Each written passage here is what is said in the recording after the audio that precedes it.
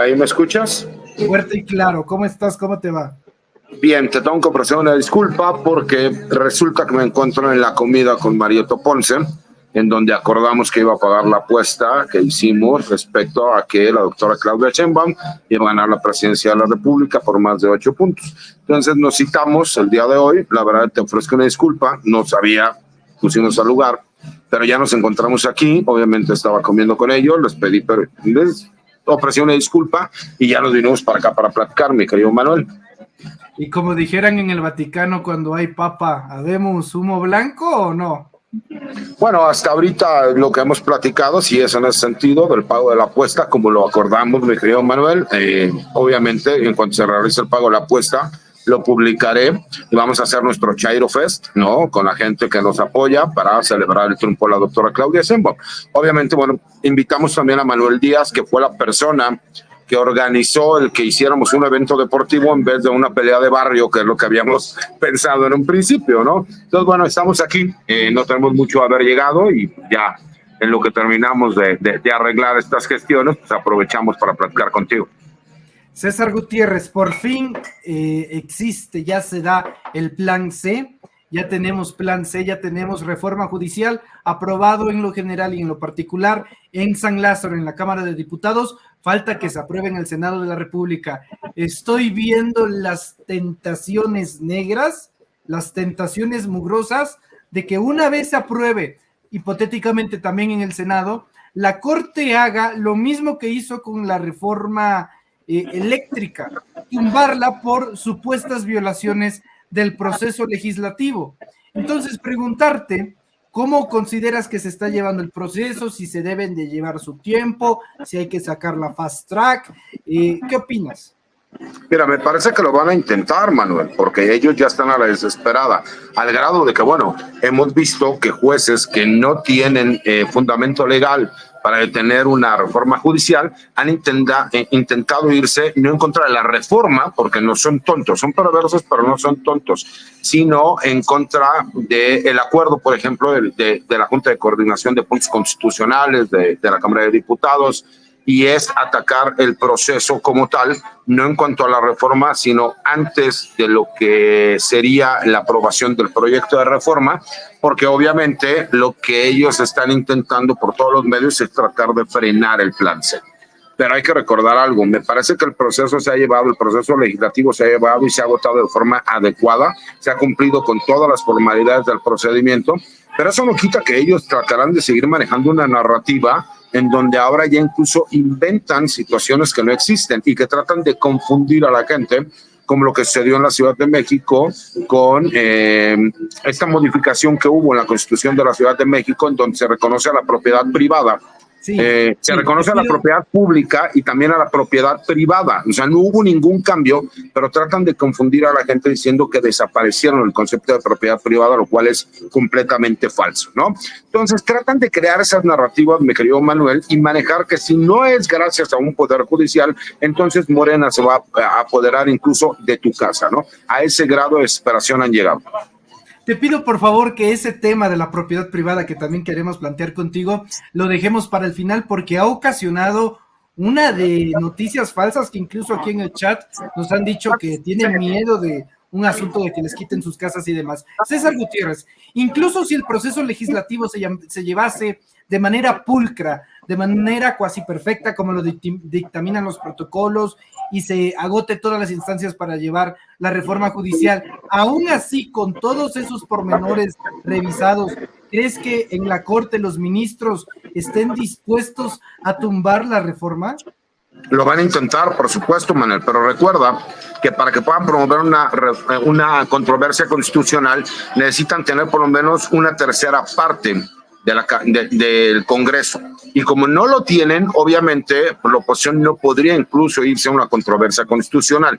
Eso no quita que lo van a intentar y que incluso, si tú lo analizas en los mensajes que ellos mismos han manejado, cuando vemos a esta representante de trabajadores del Poder Judicial, ella sigue con la intención de que la Cámara de Diputados tiene que pasar lista en San Lázaro, porque de lo contrario estarían faltando al proceso legislativo que tendrían que llevar a cabo. Ellos ya traen una ruta muy clara de qué es lo que van a intentar hacer. incluso están pensando ir a instancias internacionales porque consideran que es inconvencional.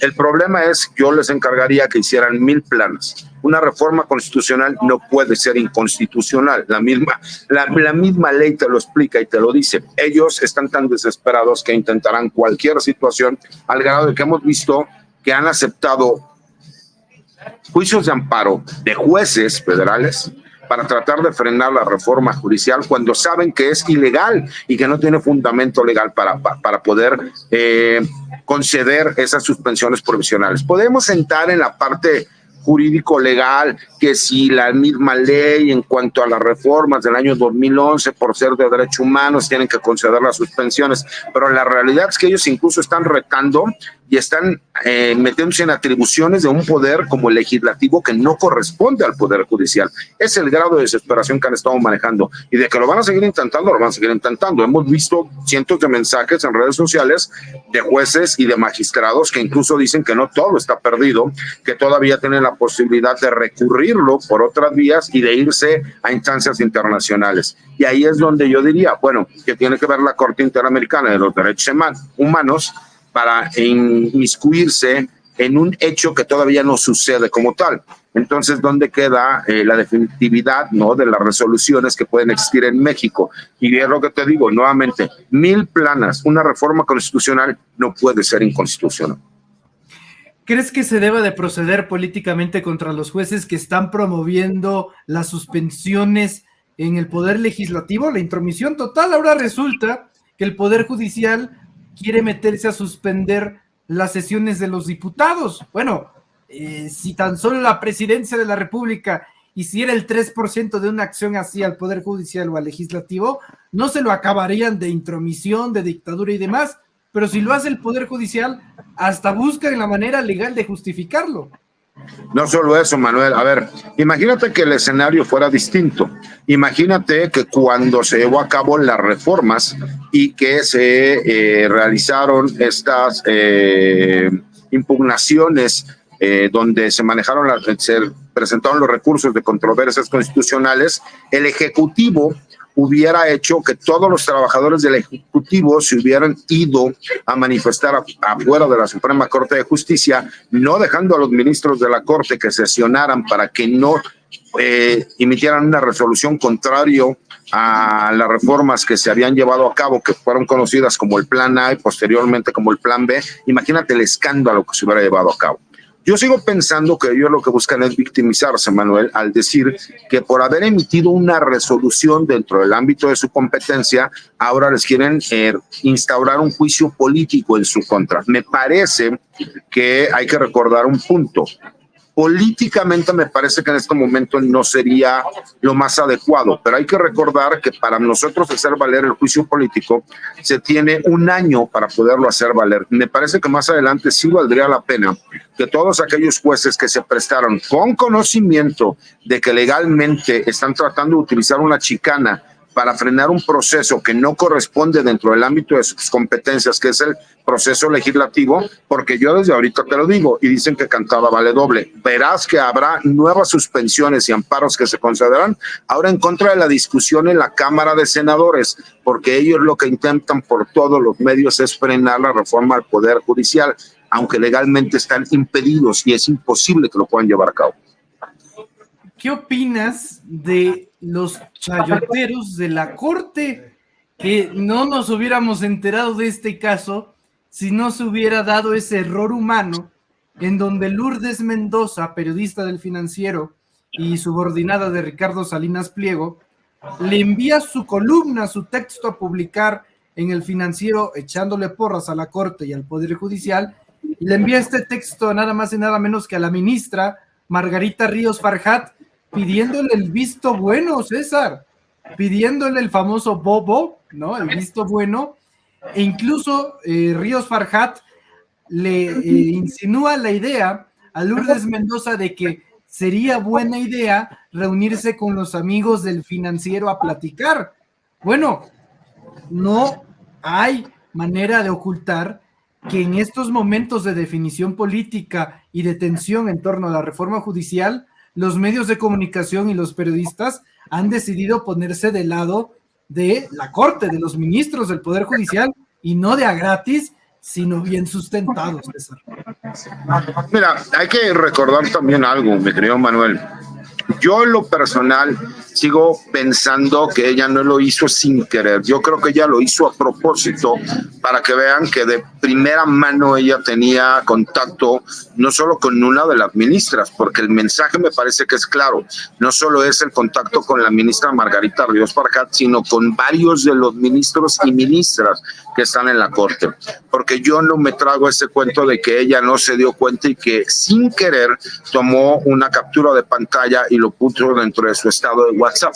Me parece que incluso fue con un poco de perversión como para decir, todas aquellas personas con las cuales yo he tenido conversaciones, a lo mejor en cualquier momento podría salir, porque incluso ella dentro de la misma conversación menciona que qué bueno que no se había manejado algún otro tema, ¿no?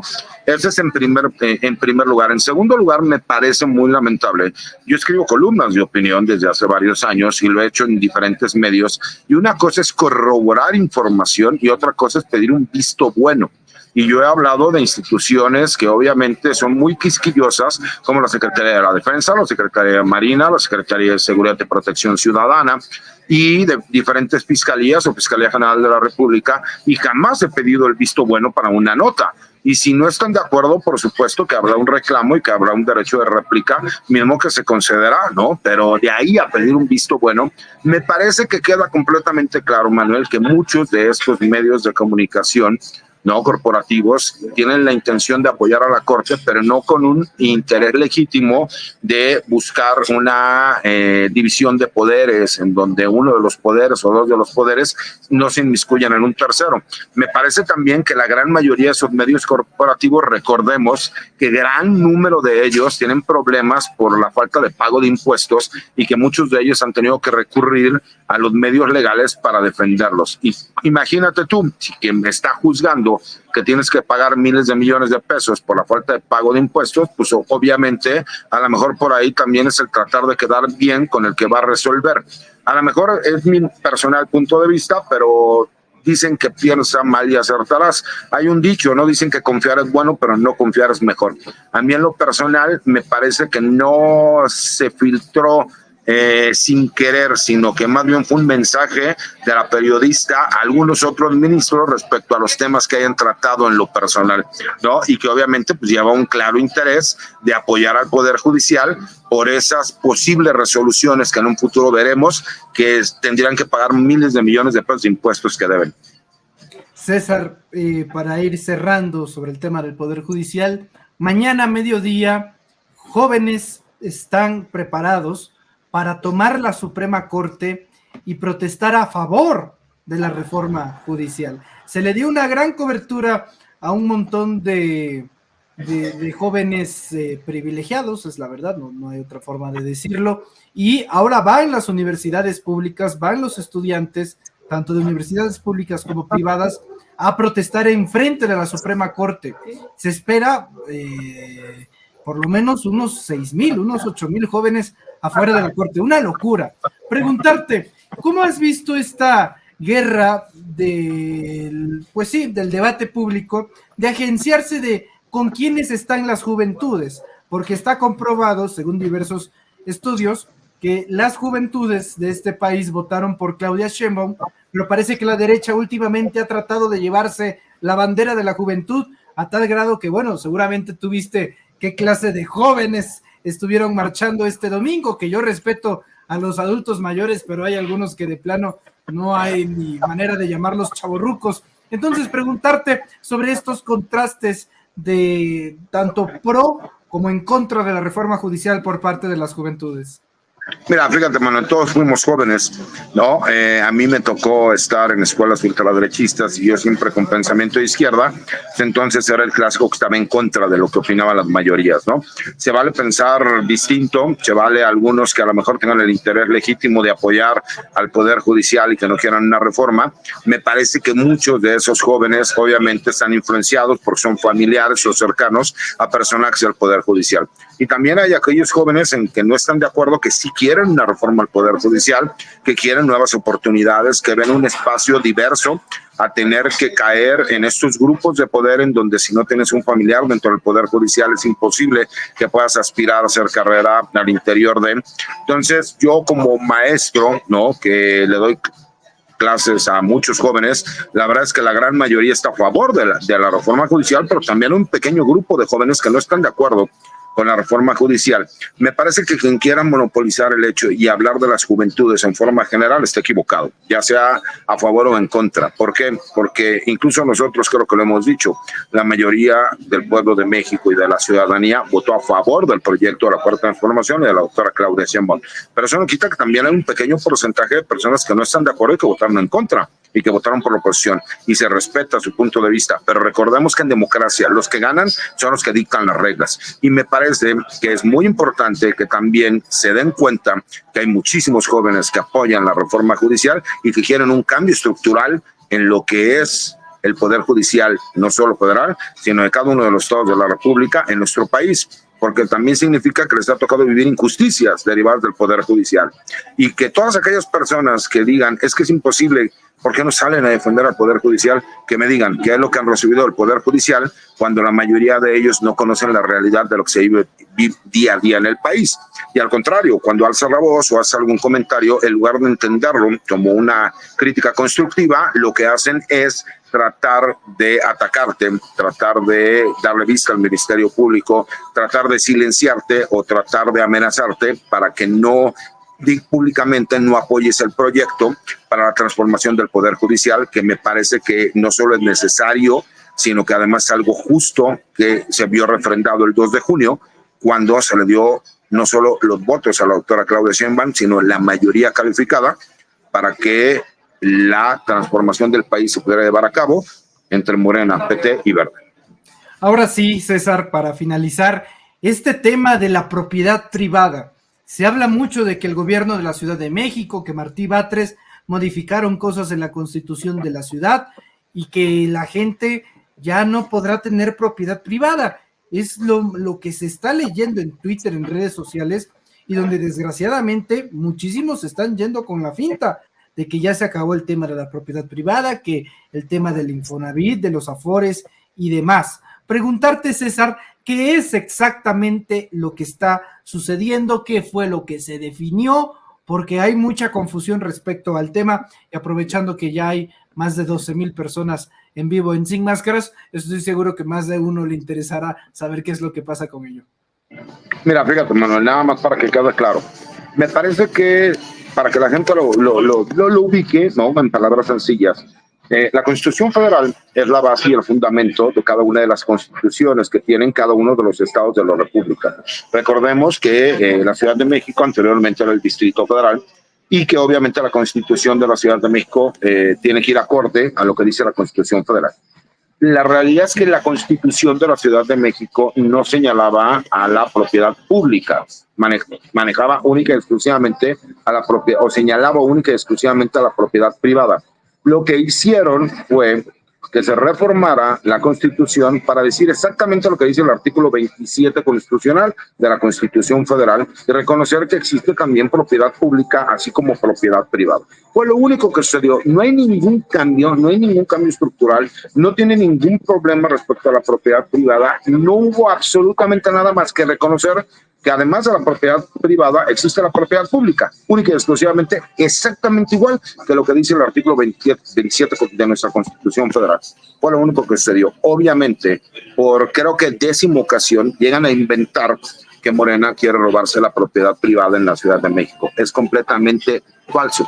Hay un hilo que, si me dan la oportunidad, lo voy a buscar en X, anteriormente Twitter, que una compañera abogada explica muy claramente, que incluso no es de izquierda, ¿no? Pero que ella dice, bueno, la verdad es que están diciendo son una mentira, están exagerando sobre un tema que no cambia en nada ni tiene que ver nada con la propiedad privada en nuestra ciudad, y lo único que hicieron fue que la Constitución de la Ciudad de México, que había sido omisa, reconociera que también existe propiedad pública, así como hay propiedad privada. Fue lo único que sucedió. Eso obviamente se aprovechó para crear narrativas, porque acuérdate que ahorita lo que ellos necesitan es generar miedo para que la gente esté de acuerdo en que no se lleve a cabo una reforma al Poder Judicial, aunque estuvieran de acuerdo, porque lo que no quieren es contrapesos. Entonces ellos lo que intentan decir es, este es el primer paso, Morena y aliados lo que van a hacer es quitarte tu propiedad, el día de mañana te van a meter a la cárcel, no habrá quien te defienda, cuando en la realidad, y yo lo he dicho, Manuel, si nosotros buscamos que las personas por las que votemos sean de excelencia,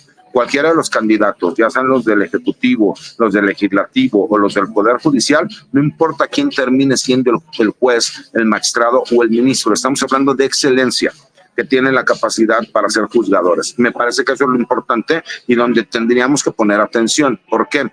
Porque nadie puede negar que existe una grave corrupción dentro del Poder Judicial Federal. Obviamente no son todos, pero sí hay muchos que son los que toman las decisiones más importantes que perjudican al grueso de la población. César Gutiérrez Priego, te agradezco mucho estos minutos para el auditorio de Sin Máscaras.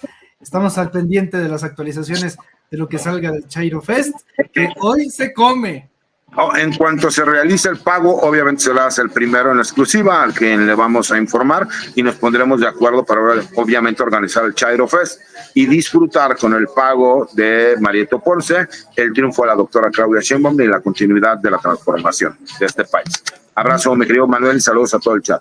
Un fuerte abrazo, $10,000, no más, no menos, los 10,000. Es correcto, así es. Un abrazo, Manuel, saludos a todos. Es el maestro.